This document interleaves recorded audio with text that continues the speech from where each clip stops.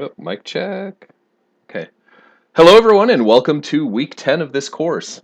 This week we're dealing with more competing visions of America, competing visions that have been with us since the early republic and, frankly, are still with us today.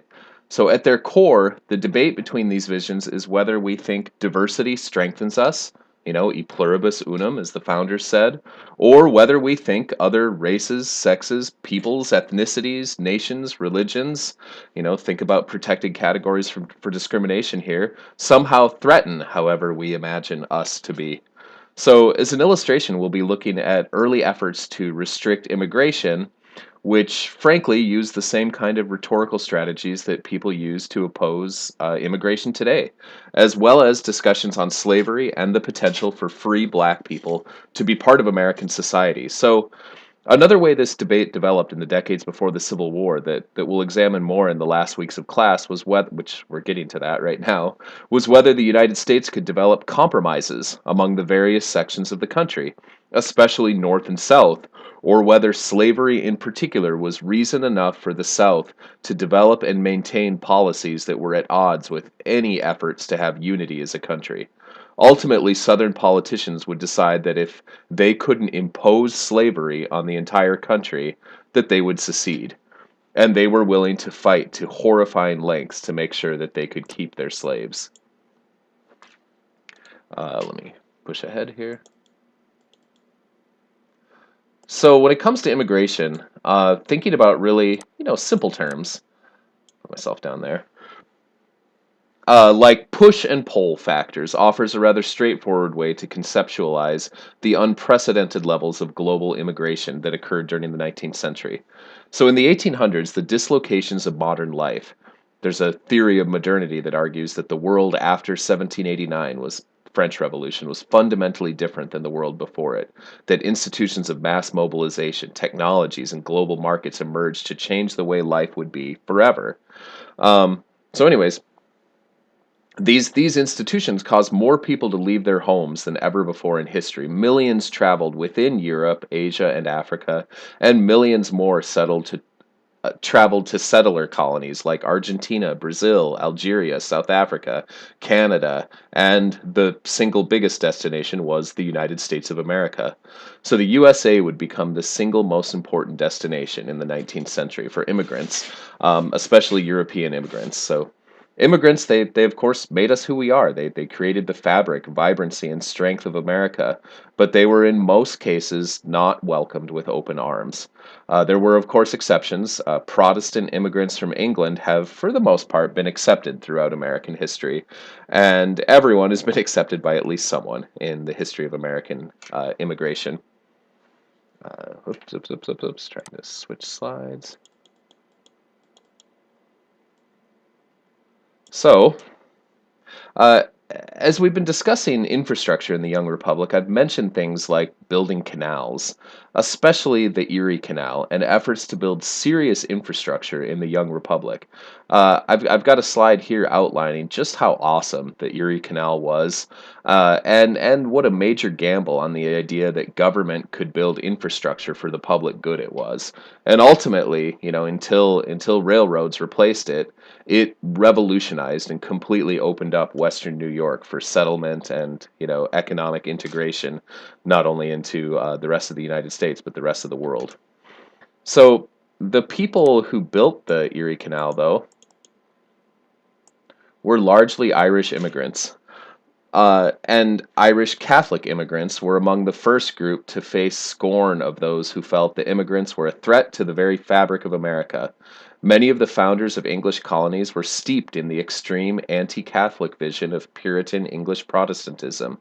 By the 1600s, this Protestantism dovetailed with centuries old English persecution of Irish Catholics, which reached genocidal proportions during the Civil War under Oliver Cromwell, the English Civil War, not the American Civil War. So those Irish people who came in the early 19th century faced a well-developed anti-Irish and anti-Catholic level of discrimination, much the way Middle Easterners and Muslims face that discrimination today. So by and I'm pointing to them in particular because of the religious element to that discrimination. So by the 1840s, there was a significant uptick in immigration from Ireland after a completely unnecessary famine that underscored the stupidity of illiberal laws in Great Britain. In 1846, there was a blight that harmed much of Ireland's potato crop. That shouldn't have been a big deal. Blights are common, as are droughts, disease, and numerous other factors that harm agricultural productivity. When there's a drought in Kansas today, for example, you see virtually no difference in the price you pay in the store for bread because we live in a large, globally connected modern economy that can work around these kinds of things. And what was absolutely inspiring was to see how we manage through COVID with these restrictions as well. So one of the problems in Ireland, though, was that the majority of the population were peasants who did not have access to land except for the smallest plots upon which they grew mostly potatoes, because potatoes were the things you could get the most food per acre out of. So when the potatoes went bad, 1.5 million people out of 8 million people starved to death, and another 2.5 million people emigrated. That's half the population of the island. Throughout the famine, Ireland continued to export wheat and beef. The wealthy classes just didn't think that that should go towards feeding the starving people. So this finally led to liberal reforms in England to allowing England to freely import American grain, oftentimes transported on the Erie Canal. Um, rather than artificially protect their own landowners who couldn't compete with American exports. These landowners were the same people who were willing to starve the Irish to keep their profits up. So, the world of the 1800s was one that had become more globally connected than ever before. After Napoleon's defeat, revolutions continued to simmer across Europe, Asia, and Africa. In 1848, in particular, Italians, Slavs, Arabs, Turks, Germans, Scandinavians, and French people revolted, all in the same year.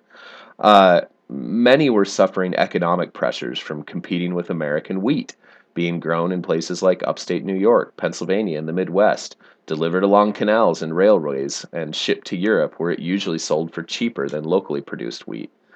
These people had economic difficulties, but they also wanted liberalism, the people revolting in Europe and the Middle East and Africa.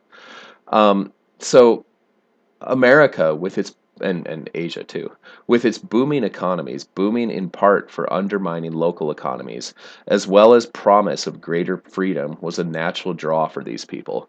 Scandinavians and Germans in particular flocked to America after 1848. Germans came from a hodgepodge of small German speaking states in Central Europe where there would be no unified Germany until 1870. Germans settled largely in the Midwest and were important members of the abolitionist movement. These were liberal, sometimes radical leaning people who had often had resources to spend, unlike Irish people who came with virtually nothing. So Italians and Slavs would come more at the end of the century, but some were beginning to trickle in, as were some Arabs and Turks, as well as Russian Jewish people. So the main point, though, is that it was all interconnected. American economic growth couldn't happen without people, and those people wouldn't have wanted to come to America if American economic production and ideas weren't disrupting their own lives as they previously existed back home. But despite all this, throughout our history, there have been Americans who don't see the big picture, who see immigrants as threatening and problematic, not a source of opportunity, growth, and ultimately strength. The German immigrants I mentioned, therefore, are really the reasons so many Americans drink beer today. Before the 1840s, Americans largely drank hard cider, whiskey, and ale. Beer was an immigrant thing. During World War I in particular, beer became unpatriotic for its association with Germans. The temperance movement, ironically, had a lot of anti-immigrant rhetoric built in, i.e., alcohol breaks up families, ruin, which not justifying alcohol. Don't uh, don't drink, and if you do drink, drink with temperance, and not before you're 21. But anyways, the temperance movement had a lot of anti-immigrant rhetoric built in. That alcohol ruins societies and makes you like the Germans and Irish. So in 1849, a group formed in New York City called the Order of the Star Spangled Banner, and their main focus was to prevent more immigration. When asked about their order, they were told to reply, "I know nothing," which is a fitting way, I think, to describe xenophobic bigots. In the 1850s, they made up 40% of Pennsylvania's state legislature, a state built by immigrants that unfortunately has a history of trying to keep different ethnic groups divided. So, the conflict of over whether or not to accept immigrants is certainly not just an American trait. People around the world have long debated this issue, just as the nature of how a republic should work was debated. Um, oh, whoops, I'm showing the wrong slide here. Let me fix this up. That's fine, it works. All right.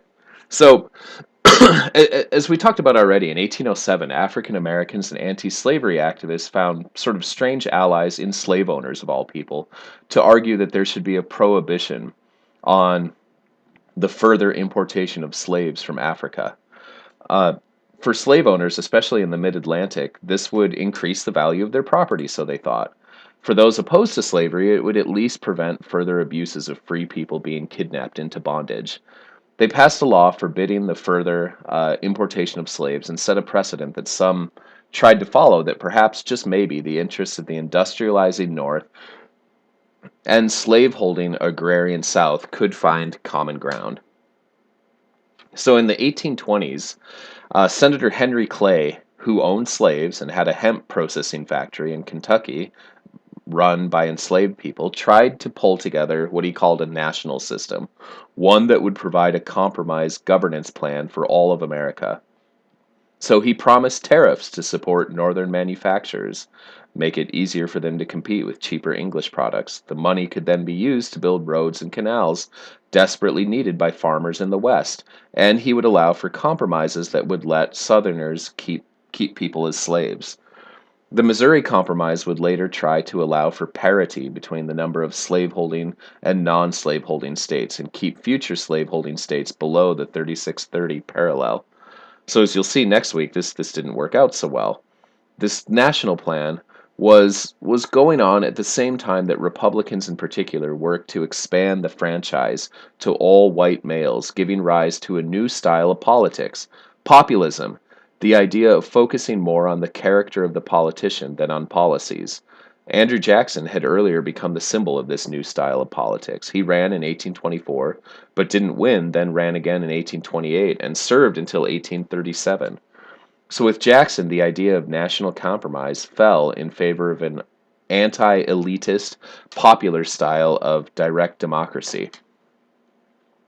One of the more problematic legacies of Jackson's presidency was a sharpening of the divide that had been emerging ever since the Revolutionary War between native peoples, and European descended Americans.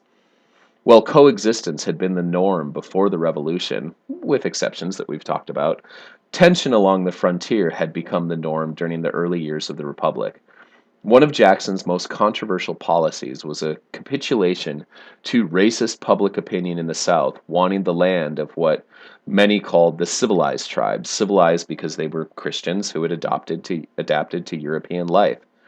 But the Cherokee in particular had good farmland, and non-natives wanted it. So in 1830 and 1831, 16,000 Native Americans were deported by military force from the southeast to Barron, Oklahoma, where ironically in the 20th century they suffered terrorist attacks and coercion to be removed from their land again because oil was discovered there, which was even more profitable than cotton had been 100 years earlier. So it set this Trail of Tears set a really nasty precedent for the Indian Wars that would get into full swing during the American Civil War and last for 2 decades thereafter. So I'd like to localize things a little bit. Delaware County, New York, for those of you not in the area, that's where Delhi is, was at the epicenter of national politics during the 1840s. In the post-Jacksonian era, when an ethic of free-holding farmers was gaining steam, along with the idea that white men, at least, should have political and economic power, no matter their station in life, this all happened. So in the 1840s, most of Delaware County was owned from a Revolutionary War-era land grant to the Rensselaer family in Albany. They amassed a fabulous fortune primarily from collecting rent. The farmers of the area were in crisis by the 1840s, though. Delaware County has rocky, terrible soil. It's good for grazing, But before the widespread development of dairy farming technology, sheep were the big deal here. That's why there are still so many stone walls around. They were for sheep and built by the earliest settlers. We have them in the woods of Delhi campus, if you've ever wandered in the woods up above where our campus is. Well, in the 1840s, cotton had taken over wool for textiles. It's more comfortable and easier to work with machines. And there was a lot of it being grown, in part on land just taken from the Cherokee, though the Cherokee had slave plantations for cotton before being removed too. So the price of wool plummeted, which, that was what people were growing around Delhi. But rent stayed the same. It was hard to grow wheat or anything else marketable here because of how bad the soil is, but rent stayed the same. So in 1845, a group of people started an anti-rent rebellion. They were paying the value of the land every 7 years in rent, and it was unsustainable. As a side note, I rented farmland for a few years and paid about the same proportion, but prices were good then, and I was making money.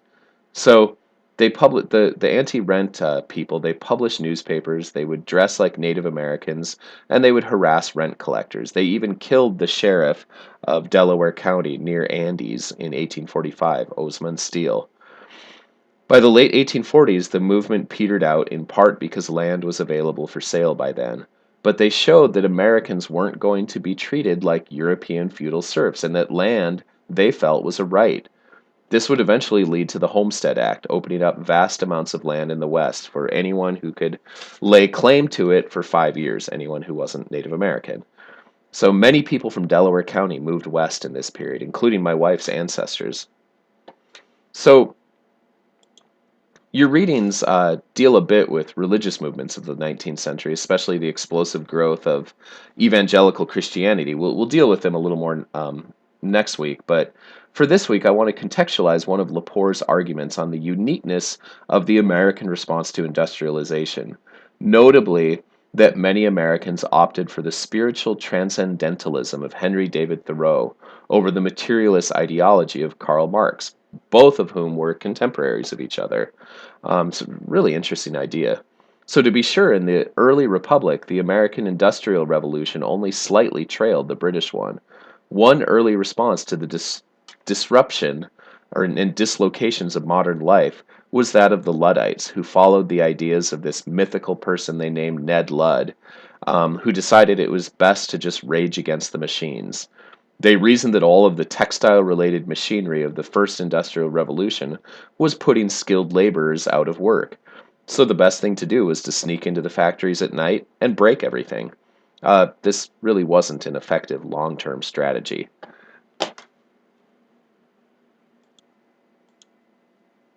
So I want to give you a background of some of these ideas. Here, I'll put myself right up there next to Saint-Simon. So in France, which was slower to industrialize but painfully aware of just how behind they were, some of the most innovative ideas about how best to organize an industrialized society emerged. Saint-Simon on the left here argued that machines could become basically uh, our slaves, and with well-organized government, everyone could reap the benefits of production equally. Many of you are probably aware that American workers today are far more productive per capita than in generations past, yet our wages have either flattened or been depressed. Saint-Simon wouldn't have liked that. Another response was to rethink the Greek idea of anarchy and embrace it as a way to encourage societies to self regulate on a small scale while avoiding the oppression brought by capitalism and government in general. Proudhon was prominent among this school of thought, the anarchists. Uh, Fourier on the right somewhat combined the two schools, arguing that society should ideally be organized in small, self sufficient communes where machines did the work and things were organized in a way to maximize what was most important in life, which was, in his opinion, having time to play. Oops, trying to advance here. And the Fourier movement was popular enough to have some adherents right here in New York State. In Rochester, they published a newspaper, and on Lake Ontario operated for a few years an idealized phalanx, which was Fourier's term for a self-sufficient commune. Other movements like the Owenite movement and the Seneca community, which is still around today, were also popular right here in New York State. So I want to talk about Karl Marx briefly.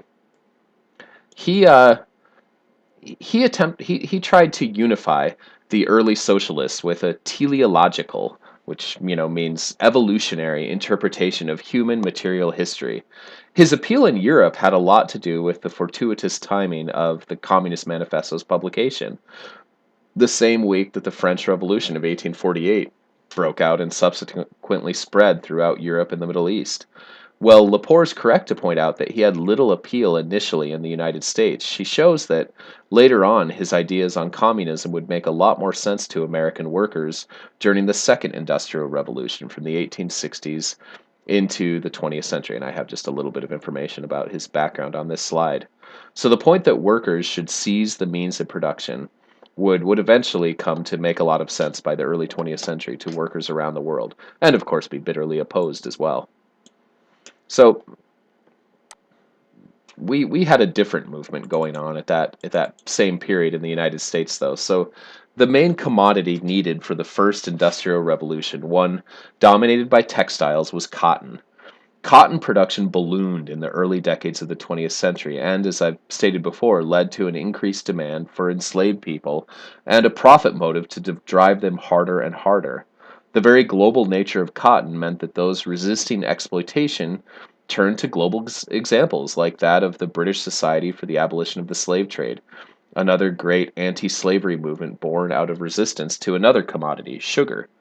So in 1833, people like Frederick Douglass, a former slave himself, an eloquent speaker and committed activist, Charles Finney, a preacher who advocated equality of race and sex, William Lloyd Garrison, an abolitionist whose newspaper, The Liberator, founded in 1830, was a radical source for lambasting any notion of compromise with slavery, Angela and Sarah Grimke, former slave owners who rejected the privileges of their lives to fight for moral truth, Elizabeth Cady Stanton, an abolitionist and later women's rights leader, and Sojourner Truth, I mean, there are many more abolitionists, a former slave and preacher, came together to form an organization that would furiously lobby for the end of slavery, the American Anti-Slavery Society. David Walker, who's in your reading for this week, was key in advocating for a more militant level of resistance by enslaved people themselves. So in general, abolitionists they held meetings, they produced media, and they lobbied for legislation to restrict the expansion of slavery. They were so feared by Southern politicians that the mail in the South was censored. They censored newspapers and materials coming from abolitionists. It was a crime for many Southerners to have abolitionist literature, which made it easy to make abolitionists out to be scary people who needed to be fought against at all cost. This censorship of free speech in the South, through efforts of post offices, is for me one of the turning points leading people to be willing to fight a civil war. Once free debate is ended, polarization ensues. So, I should point out too that many of the people fighting to end slavery were women. Two of these women, Lucretia Mott and Elizabeth Cady Stanton, attended the World Anti-Slavery Conference in London in 1840, where they expected to be treated like delegates. When they were told not to speak and to sit in the galley instead, first William Lloyd Garrison joined them in protest. Then they started hatching a plan, which they fulfilled 8 years later, to have a women's rights convention in Seneca Falls, New York. And it was at this convention that they drafted their Declaration of Sentiments, calling for women's rights and recognizing that these rights would be more accessible if women could vote. So the desire for suffrage was the common denominator all agreed upon. Many abolitionists, though, felt like women's rights could wait. People like Frederick Douglass, Sojourner Truth, and Harriet Tubman did not and lent support to both movements. This slide has a picture of SUNY Delhi's History Club visiting the Women's Rights Monument in Seneca Falls in 2017. So I have a reading of Nat Turner as well. So part of Nat Turner's story, as he told it via a scribe, who seems to have taken some liberties, is in a supplemental reading for this week. So depictions of Nat Turner's uprising have long focused on the brutality, the women and children killed in their beds, but much of his rhetoric fit firmly within the Christian end of the world focused rhetoric that was so popular in America during the 19th century. In his rhetoric, he has parallels with evangelical Christians, various communal movements, Marxists, even the anti-rent movement. but the legacy has been undermined by the way its brutality has been focused on. And the short term effect of Nat Turner's rebellion was a harshening of slave laws in the South.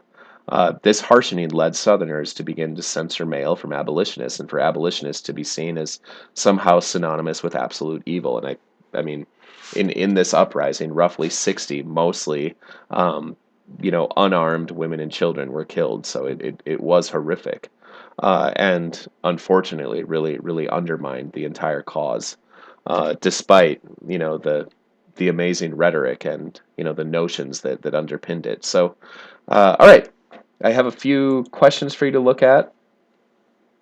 These are bonus questions, and wish you luck this week. Please reach out to me if you want to talk about absolutely anything at all.